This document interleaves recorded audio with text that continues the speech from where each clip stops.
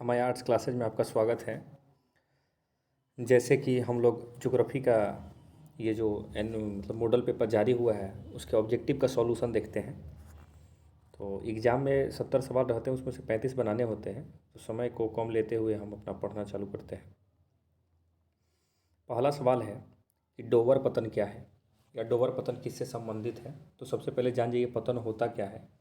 तो पतन जो होता है वो समुद्र अथवा नदी के किनारे स्थित वह नगर होता है जहाँ पर जहाज़ों से माल उतारने और चढ़ाने की सुविधा उपलब्ध हो। एक बार और समझ लीजिए, पतन उसे कहा जाता है जो समुद्र अथवा नदी के किनारे स्थित वह नगर होता है जहाँ से जहाज़ों पर माल उतारा जाए और चढ़ाया जाए, उसी को पतन कहा जाता है।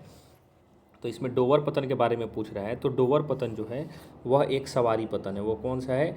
वह एक सवारी पतन है और यह कनाडा में पड़ता है। याद रखिएगा, डोवर पतन एक सवारी पतन है और यह कनाडा में पड़ेगा। दूसरा सवाल है, निम्न में से कौन धार्मिक नगर नहीं है? याद रखिएगा, इसमें बोल रहा है कि धार्मिक नगर नहीं है। तो मुंबई धार्मिक नगर नहीं है, इसका आंसर सी हो जाएगा। मुंबई धार्मिक नगर नहीं है, इसका आंसर सॉरी डी हो जाएगा।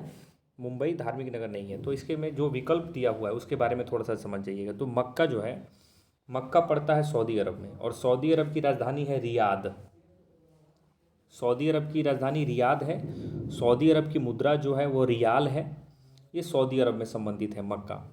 जो जगन्नाथपुरी है वो उड़ीसा में पड़ता है और जो वाराणसी है वो उत्तर प्रदेश में पड़ता है। तो धार्मिक नगर मुंबई नहीं है। तो मुंबई में जान जाइए थोड़ा सा मुंबई के बारे में कि मुंबई में गेटवे ऑफ इंडिया है और गेटवे ऑफ इंडिया की स्थापना 1911 ईस्वी में हुई थी और इसका काम 1924 में पूरा हो गया था। इसकी ऊंचाई 26 फीट है, 26 मीटर है और 85 फीट, फीट में देखिएगा तो 85 फीट और ऊंचाई में देखिएगा तो 26 मीटर है। कभी कभी पूछता है कि गेटवे ऑफ इंडिया है कहाँ? तो गेटवे ऑफ इंडिया मुंबई में है। याद रखिएगा, 1911 में बनने का काम चालू हुआ और यह जाकर 1924 में पूरा हो गया। मक्का के बारे में बता ही दिए। आगे बढ़ते हैं, 3 नंबर सवाल देखते हैं। भारत में विशालतम धार्मिक समूह कौन है? तो याद रखिएगा, भारत में विशालतम धार्मिक समूह है वह जो है वह हिंदू है। और यह कितना प्रतिशत है? तो 79.8% है भारत में हिंदू का समूह। हिंदू का समूह जो है वो भारत में 79.8% है, भारत में विशालतम समूह। आगे बढ़ते हैं, आगे बढ़ते हैं। अगला सवाल है, भारत में प्रथम जनगणना कब हुई? तो भारत में प्रथम जनगणना जो बाबू हुई है वो 1872 ईस्वी में हुई है। प्रथम जनगणना 1872 ईस्वी में हुई है और यह हुई है लॉर्ड मेयो के समय। किसके समय हुई है? लॉर्ड मेयो के समय 1872 में पहली जनगणना हुई थी। लेकिन अगर पूछता है कि नियमित जनगणना कब हुई है, तो भारत में पहली नियमित जनगणना 1881 ईस्वी में हुई है और वह लॉर्ड रिपन के समय हुई है। याद रखिएगा, पहली जनगणना 1872 में लॉर्ड मेयो के शासनकाल में हुई है और नियमित जनगणना 1881 ईस्वी में लॉर्ड रिपन के समय हुआ है। जनगणना है तो थोड़ा सा समझ जाइए जनगणना के बारे में कि भारत में जनगणना का काम भारत सरकार कराती है और भारत सरकार को यह अधिकार प्राप्त है कि जनगणना कराया जाए और प्रत्येक 10 वर्षों के बाद जनगणना भारत में कराई जाती है। आगे का सवाल देखते हैं, सवाल नंबर 5। निम्न राज्यों में से किस में जनसंख्या घनत्व सर्वाधिक है? तो ये आप लोग को पता है कि जनसंख्या जो घनत्व बिहार में है, बिहार में 1106 जनसंख्या घनत्व है। याद रखिएगा, जनसंख्या घनत्व होता क्या है? तो 1 किलोमीटर के एरिया में कितने लोग रहते हैं उसी को जनसंख्या घनत्व कहा जाता है। अगर भारत की बात कही जाए कि भारत में जनसंख्या घनत्व कितना है, तो भारत में जनसंख्या घनत्व 382 है। 382 व्यक्ति 1 किलोमीटर के एरिया में रहते हैं। भारत में जनसंख्या घनत्व 382 है। इसमें जो ऑप्शन है उसके बारे में समझ जाइए। ऑप्शन में दिया हुआ है, ऑप्शन में दिया हुआ है पश्चिम बंगाल। तो पश्चिम बंगाल का जनसंख्या घनत्व है 1028 और ये दूसरे स्थान पे आता है। केरल है, इसके 860 व्यक्ति रहते हैं 1 किलोमीटर में और पंजाब में 551। याद इंपॉर्टेंट दो ही चीज़ रखना है कि किस राज्य का जनसंख्या घनत्व अधिक है, तो बिहार 1106 और भारत की जनसंख्या घनत्व कितनी है, तो 382। आगे बढ़ते हैं, अगला सवाल है, निम्न नगरों में कौन नवीन पुष्प कहलाता है? तो नवीन पुष्प नगर की बात हो रही है इसमें। तो नवीन पुष्प नगर जो है वह अदीस अबाबा है और यह इथोपिया की राजधानी है। याद कर लीजिएगा, ये जो अदीस अबाबा है ये इथोपिया की राजधानी है। इथोपिया देश की राजधानी है अदीस अबाबा। आगे बढ़ते हैं, अगला सवाल है, मैट्रिक सॉरी, पैट्रिक गिडिज का संबंध किससे है? तो पैट्रिक गिडिज का संबंध है, ये एक आर्किटेक्चर थे और ये भवन से संबंधित है। भवन वन बनाते थे, ये भवन वन बनाते थे। ए नंबर इसका आंसर हो जाएगा। यह स्कॉटलैंड के थे। कहाँ के थे? स्कॉटलैंड के। स्कॉटलैंड के ये आर्किटेक्चर थे, तो घर बनाने से ये संबंधित है। ए नंबर इसका आंसर हो जाएगा। आगे बढ़ते हैं। भारत में स्त्री प्रवास का मुख्य कारण क्या है? तो बाबू, भारत में स्त्री प्रवास का मुख्य कारण है, भारत में स्त्री प्रवास का जो मुख्य कारण है वह विवाह है। भारत में स्त्री प्रवास का मुख्य कारण जो है वो विवाह है। तो थोड़ा सा स्त्री के बारे में इसमें दिया हुआ है, तो थोड़ा सा हम इनकी साक्षरता के बारे में जान जाते हैं। तो भारत में स्त्री साक्षरता दर जो है वो 65.46 है। भारत में स्त्री साक्षरता दर 65.46 है। भारत में पुरुष साक्षरता दर 82.14 है। और अगर संपूर्ण भारत का साक्षरता दर बोले कि भारत का साक्षरता दर कितना है, तो याद रखिएगा 74.04। भारत में साक्षरता दर पूछे तो 74.04। स्त्री साक्षरता दर बोले तो 65.46। पुरुष साक्षरता दर बोले तो 82.14। आगे बढ़ते हैं। 9 नंबर सवाल, निम्न राज्यों में किसकी साक्षरता दर सर्वाधिक है? तो पता है, वह राज्य केरल है जिसकी साक्षरता दर सर्वाधिक है। केरल की साक्षरता दर 93.91 है। 93.91 इसको बोला जाता है। 93.91 केरल की साक्षरता दर है। और सबसे कम साक्षरता दर वाला राज्य बिहार है। आगे बढ़ते हैं अगले सवाल की तरफ। इसमें और राज्यों के बारे में अगर बोले तो गुजरात की साक्षरता दर 79.31 है। राजस्थान की बात कहें तो 67.06 है। तमिलनाडु की बात करें तो 80.33 है। ये सब अन्य राज्यों के साक्षरता दर है, लेकिन सवाल के मुताबिक आप समझ जाइए कि भारत में जो साक्षरता दर है वो 74.04 है और केरल में 93.91 है। तो केरल भारत में सर्वाधिक साक्षरता दर वाला राज्य है और सबसे कम बिहार। अगला सवाल बढ़ते हैं। निम्न में से कौन छावनी नगर है? तो छावनी नगर वो होता है जहाँ पे पुलिसों का निवास स्थान हो। तो यहाँ पे जो छावनी नगर की बात कही जा रही है वह अम्बाला होगा, जो हरियाणा में पड़ता है। अम्बाला कहाँ पड़ता है? अम्बाला पड़ता है हरियाणा में। झरिया जो है वो झारखंड में पड़ता है और ये कोयले से संबंधित है। यहाँ पे कोयले का उत्पादन ज़्यादा होता है, तो ये कोयले से संबंधित है झरिया। बाकी मुंबई के बारे में हम आपको बता ही दिए हैं कि गेटवे ऑफ इंडिया मुंबई में है, जिसकी स्थापना बनने का काम 1911 ईस्वी में चालू हुआ था। आगे बढ़ते हैं। निम्न में से कौन सा एक शैक्षणिक नगर है? तो शैक्षणिक नगर जो है वो सभी है। अलीगढ़ है, उत्तर प्रदेश में पड़ता है। रुड़की है जो उत्तराखंड में पड़ता है। और पिलीनी जो है ये राजस्थान में पड़ता है। तो ये सभी इसके 11 नंबर के आंसर हो जाएंगे। डी नंबर आंसर सभी हो जाएंगे। सब बता ही दिए। ये राजस्थान में पड़ता है, रुड़की उत्तराखंड में पड़ता है और अलीगढ़ उत्तर प्रदेश में पड़ता है। आगे बढ़ते हैं।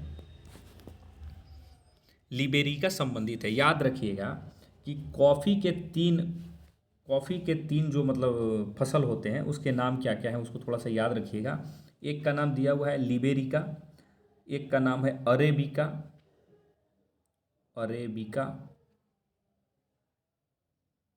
एक का नाम है रोबस्टा। ये बाबू सभी जो हैं, ये रोबस्टा, अरेबिका और लिबेरिका, ये सभी कॉफ़ी से संबंधित है। किससे संबंधित है? कॉफ़ी से। और ये जो अरेबिका है ना, इसी का उत्पादन भारत करता है। कॉफ़ी का उत्पादन जो भारत करता है वो अरेबिका का करता है। लिबेरिका, अरेबिका और रोबस्टा ये सभी कॉफ़ी से संबंधित है।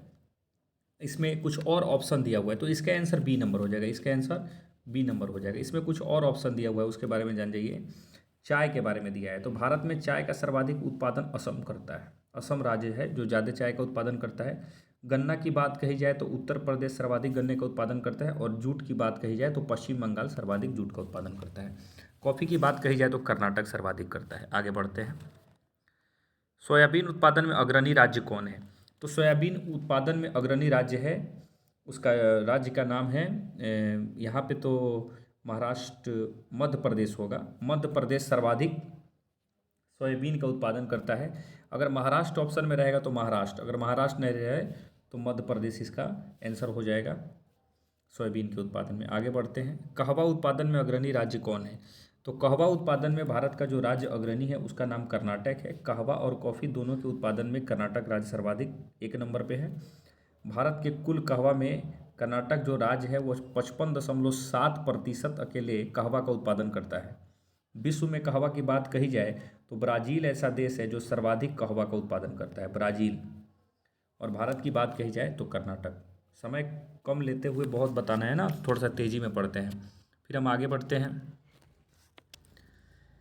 चाय उत्पादन में अग्रणी राज्य कौन है? तो अभी हमने बताया कि चाय के उत्पादन में असम राज्य जो है वो अग्रणी है, असम अग्रणी है। आगे बढ़ते हैं। अमन तथा बोरो संबंधित है, याद रखिएगा। ये जो अमन बोरो और एक और नाम याद रखिए, अमन बोरो और एक और नाम याद रखिए, उसका नाम है औस।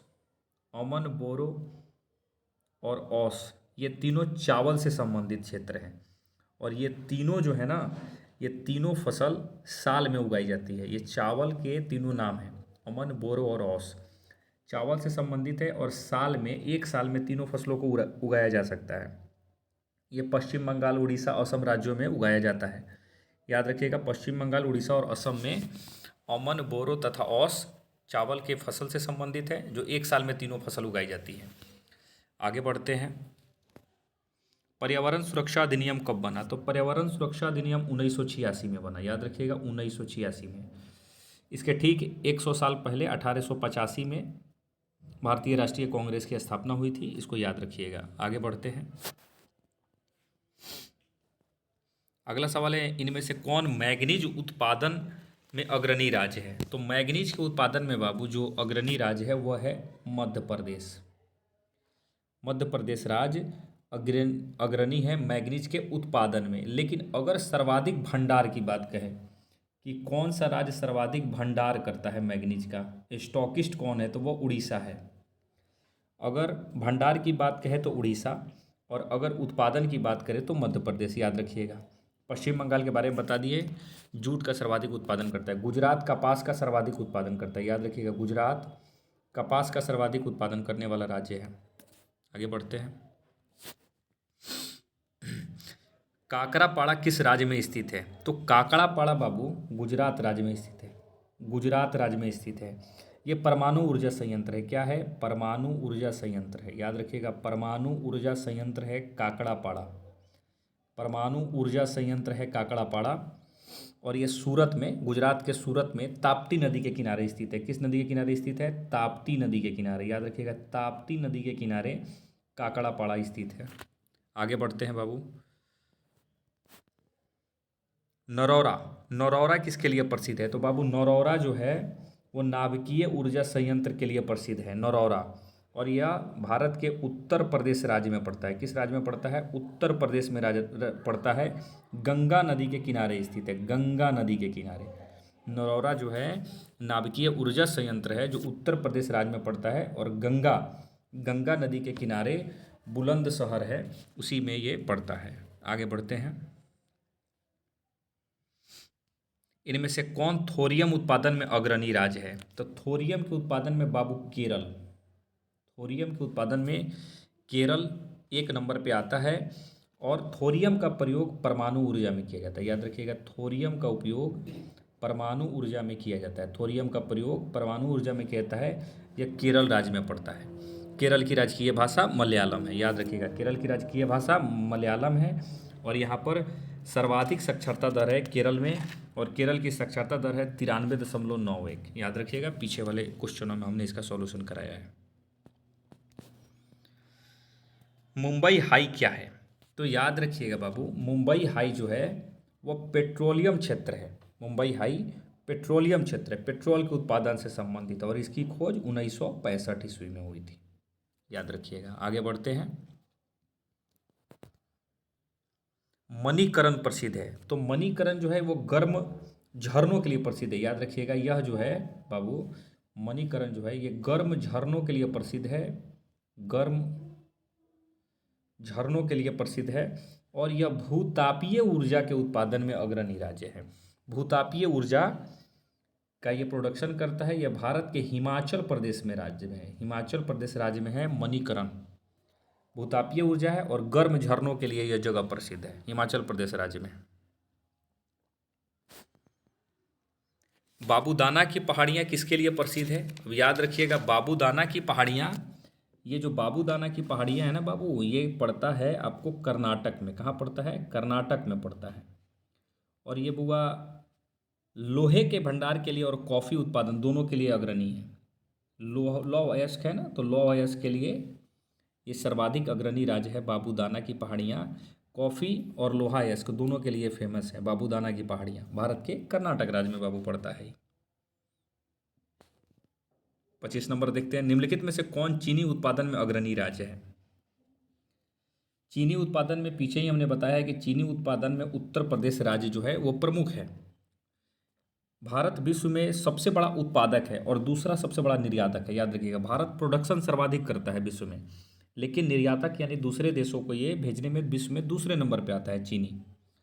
और चीनी के लिए कच्चे माल की आवश्यकता होती है, तो उसके लिए गन्ने की आवश्यकता पड़ती है। याद रखिएगा। आगे बढ़ते हैं। निम्न में से कौन सा इस्पात संयंत्र कर्नाटक में स्थित है? तो याद रखिएगा, कर्नाटक में जो है वो भद्रावती इस्पात संयंत्र कर्नाटक में स्थित है। इसमें कुछ और दिया गया है, उसके बारे में देख लेते हैं। इसका आंसर सी हो जाएगा। ठीक है। बोकारो जो पड़ता है वो झारखंड में पड़ता है। आसनसोल पश्चिम बंगाल में पड़ता है। याद रखिएगा। ये दुर्गापुर वाला इंपॉर्टेंट है, तो दुर्गापुर भी तो पश्चिमी बंगाल में पड़ता है ना बुआ। और दुर्गापुर इस्पात संयंत्र हम यूनाइटेड किंगडम यानी यूके के मदद से 1956 ईस्वी में भारत में स्थापित किए थे। याद रखिएगा, दुर्गापुर इस्पात संयंत्र यूनाइटेड किंगडम देश के मदद से 1956 में द्वितीय पंचवर्षीय योजना जो उद्योग से संबंधित था उसमें लक्ष्य रखा गया था। तो ये दुर्गापुर जो इस्पात संयंत्र है यूनाइटेड किंगडम के मदद से 1956 में और पश्चिम बंगाल राज्य में है। इसको याद रखिएगा। इस सवाल में कर्नाटक है। कर्नाटक में कौन सा इस्पात संयंत्र है? तो भद्रावती। याद रखिएगा, भद्रावती। वडोदरा। वडोदरा किस राज्य में पड़ता है? सबको पता है, गुजरात में पड़ता है। गुजरात के मुख्यमंत्री अभी बने हैं भूपेंद्र भाई पटेल। याद रखिएगा, गुजरात के मुख्यमंत्री बने हैं भूपेंद्र भाई पटेल। भूपेंद्र भाई पटेल ये गुजरात के अभी मुख्यमंत्री बने हैं। याद करिएगा, नोट कर लीजिएगा इसको। गुजरात की राजधानी गांधीनगर है। आगे बढ़ते हैं। ब्रंटड लैंड रिपोर्ट संबंधित है। ये बुआ रिपोर्ट जो है ये जैव विविधता से संबंधित है और यह यूएनओ के द्वारा जारी किया जाता है। पर्यावरण से संबंधित है, तो ये जैव विविधता से संबंधित है और ये यूएनओ के द्वारा प्रकाशित किया जाता है। आगे बढ़ते हैं बाबू। हरिके बांध किस राज्य में है? तो बाबू हरिके बांध पंजाब में है और इसी बांध से एक नहर निकलती है जिसका नाम है इंदिरा गांधी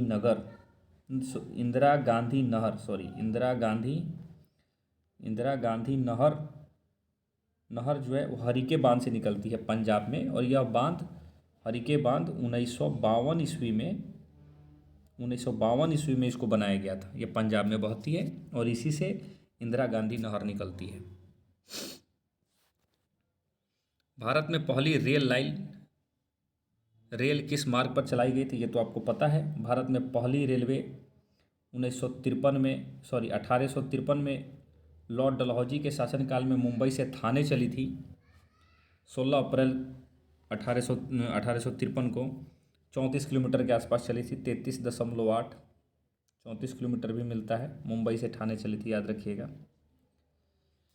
अगला सवाल है, भारत में वायु परिवहन कब से चालू हुआ है? भारत में वायु परिवहन 1911 में चला है, इलाहाबाद से नैनी। याद रखिएगा, इलाहाबाद से नैनी तक भारत में पहली वायु परिवहन की चालू हुई थी।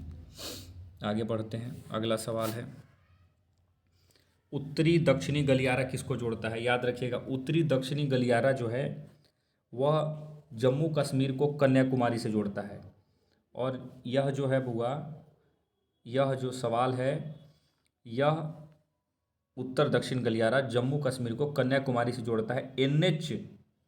NH इसको याद रखिएगा, NH 44 है। ये कौन है? NH 44 है जो जम्मू कश्मीर को कन्याकुमारी से जोड़ता है और भारत का सबसे लंबा ये राष्ट्रीय राजमार्ग है। भारत का सबसे लंबा है। याद रखिएगा, सबसे लंबा। भारत का सबसे लंबा राजकीय मार्ग है NH 44, जो जम्मू को कन्याकुमारी से जोड़ता है। आगे बढ़ते हैं। हजीरा किस राज्य में? हजीरा गुजरात में है। हजीरा जो पड़ता है बुआ, वो गुजरात में पड़ता है। तो गुजरात से 2 सवाल याद रखिए। गुजरात में लोकसभा की जो सीट है वो 26 है। गुजरात में जो राज्यसभा की सीट है वो 11 है। इस राज्य में अभी चुनाव हुआ था, इसलिए इम्पोर्टेंट है। गुजरात में लोकसभा की सीट 26, राज्यसभा की सीट 11 है। आगे बढ़ते हैं बाबू। इनमें से कौन गुजरात का पतन है? पतन के बारे में सवाल एक तो रहेगा ही। तो देखिए, ये जो एन्नौर पतन है, एन्नौर पतन पड़ेगा तमिलनाडु में, याद रखिएगा, एन्नौर पतन पड़ेगा तमिलनाडु में। पारादीप है, ये पड़ेगा बाबू उड़ीसा में। पारादीप कहाँ है? उड़ीसा में।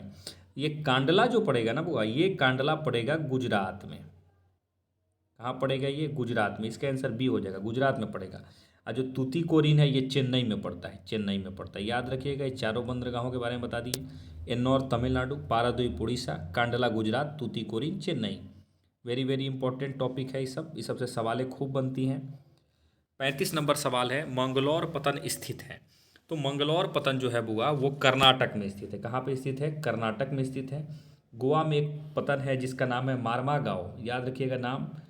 मार्मा गाँव पतन जो है वो गोवा में स्थित है। केरल में कोची पतन है, कोचीन पतन केरल में है। और उड़ीसा के बारे में तो हमने अभी बताया था कि उड़ीसा में पारदीप है, पारदीप पतन उड़ीसा में है। बाबू ये मेरा ज्योग्राफी के मॉडल पेपर का पहला सेट था और इसमें हमने 35 प्रश्नों के सॉल्यूशन कराए हैं। आने वाला जो 35 सवाल है उसका सॉल्यूशन हम कल कराएंगे। अगर ये भाग अच्छा लगा हो तो आप मैसेज कीजिए कि सर और वीडियो बनाया जाए। अगर वीडियो अच्छा लगे तो लाइक, शेयर और कमेंट सब कीजिएगा। ये 35 एक भाग है, दूसरा भाग कल से लेकर परसों तक ये डला जाएगा। तब तक के लिए थैंक यू। हमारे आर्ट्स क्लास में आपके लिए बहुत बहुत धन्यवाद।